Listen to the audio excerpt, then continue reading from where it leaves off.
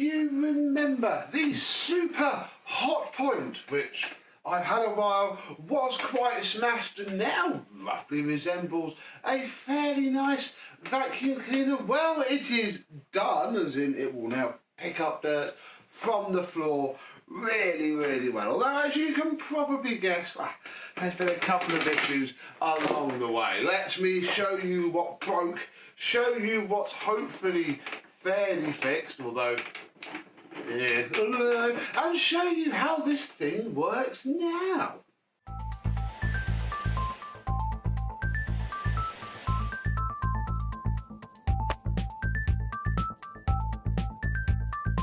Yes, hello, my weird 80s vacuum chums. How are you today? Yes, this thing has 1985 date stamps all over it. So mid-80s, sold late 80s, early 90s. That all makes sense from the catalogue scans and the bits and pieces of this that I've seen. And yeah, on the surface, from this distance away, it looks quite nice. We'll get a bit closer up in a little while. Yeah, the handle, I mean the whole top end's, ow, been reconstructed. I mean, the whole thing was smashed.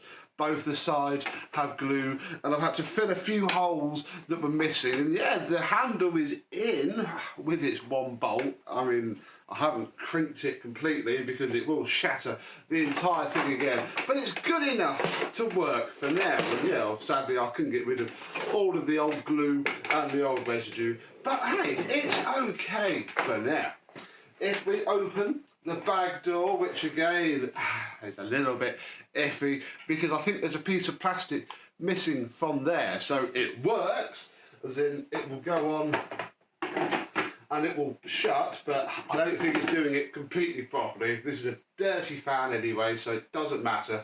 And yeah, this all got smashed up when this bit fell off. But inside of here, we have a little bag. And to show you the little bag in a bit more detail, I'm going to pull the entire dirt chamber out because this is where it sat, and again I didn't fancy spending any money on it after the cable reel broke and I realised the general state of it. So this is a pattern mealer bag which I've cut so it sits into the bottom of the original place, and then there's a hole in here which doesn't go anywhere, so I put like 2 cable ties for it to clamp it in, and this now holds the bag on very nicely indeed.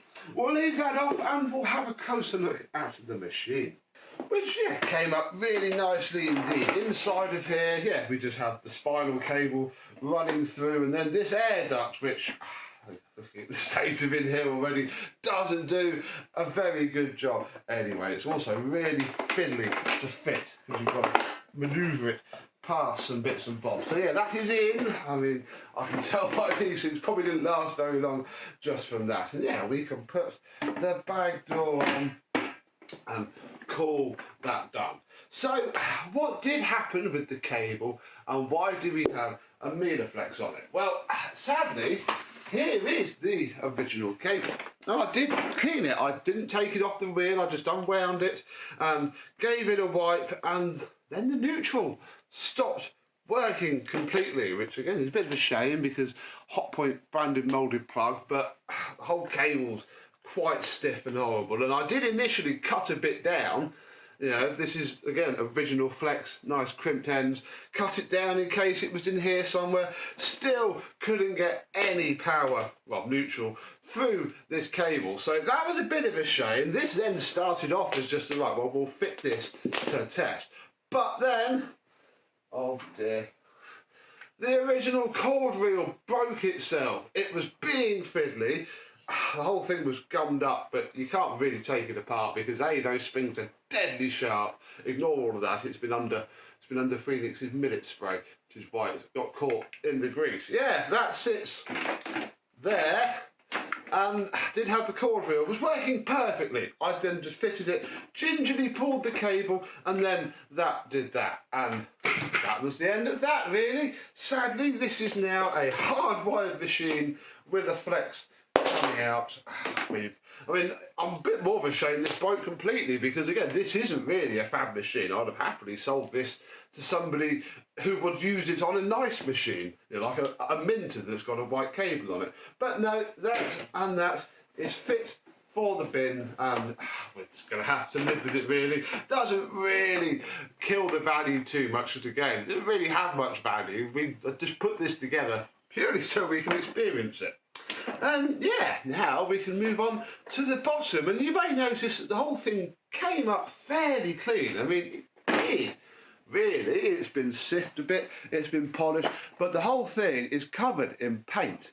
It's all over there, there's a lot of it on the hood, all there, and you know, short of sanding the whole thing down, buffing it back up and losing the decals, we weren't going to bother. So it's been buffed, you know, it looks quite nice from a distance, but yeah, the whole thing isn't in great condition. It's been abused massively and then stored badly for a while. Let's recline the bottom and have a closer look underneath. Well, we can lift off the base plate with its two nice captive screws. There is a circlip holding each on, and again, I just washed it and put it back on. It's not too bad.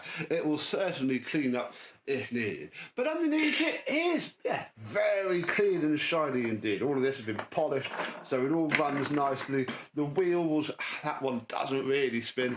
This one spins okay. The brush roll, I couldn't take the end caps off, couldn't get the bearings out. They're sort of pressed onto the shaft, and one end came off, but I didn't want to ruin it because you cannot find these anywhere. I'm actually going to consider us being quite lucky that although it's a bit soft, the bristles are good, and it's got its little beaty bar as well. You may also see there's a new elastic band on there. This is the old one, there, and again, there's, you know, you can buy these belts on eBay for £4 plus postage, but I went through the box and I found these from a Sanyo SCU, and I mean, I think it's actually fine. It could maybe be a smidge tighter, but it can only be too tight because this machine probably hasn't got the strength to hold itself together with that. So I'm going to call that finished and done with zero cost, because obviously it broke sadly. It wasn't worth putting the cost in. If that cord reel had been perfectly fine, if the flex had just worked, I probably would have started hunting down parts, but now I'm not. I'm not even going to possibly bother, unless I find a really cheap pair, getting some tools. They sit in there and obviously block off the airflow from the motor on that side, and this is just a diverter valve really that sends it up to the top. So we've only got that.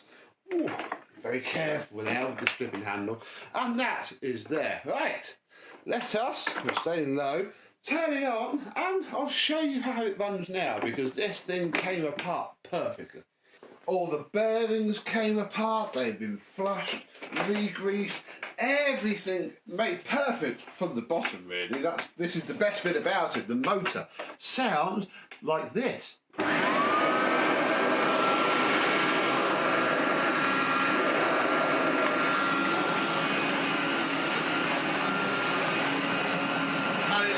Very nice to use. It grips the floor. The brush roll does do a good job of grooming. It's actually really nice. Lots of airflow too.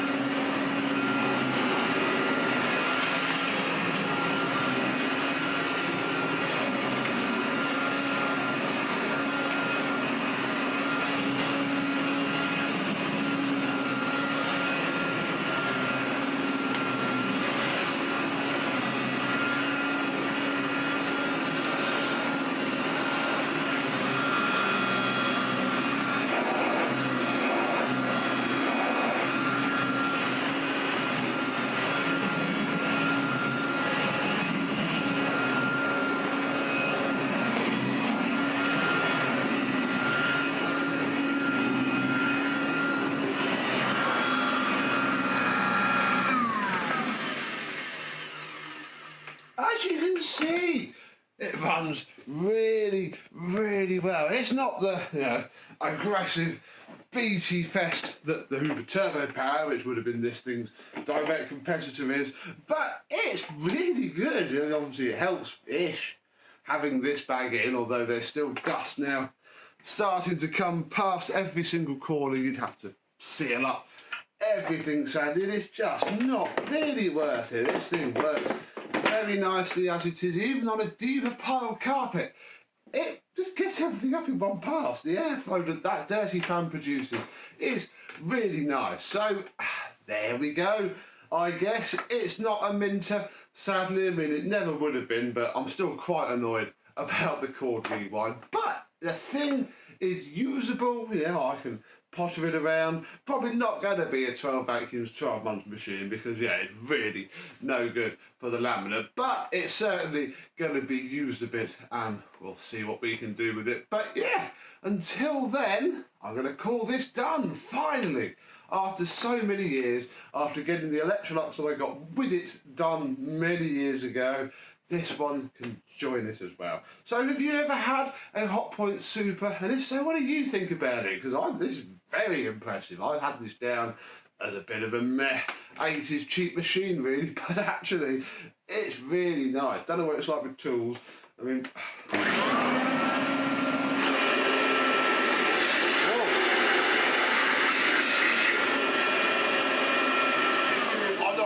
right in there because obviously the fan is spinning away, but that's actually got quite some good airflow. Might be like the tool, I don't know. Let me know down below if I'm missing out or if I should just keep this thing for carpets only. And I'm going to now get a Velcro cable tie so I can wrap the cable around the handle forever. And I and another horrific, probably not Hotpoint, but vacuum cleaner will see you soon. Bye bye.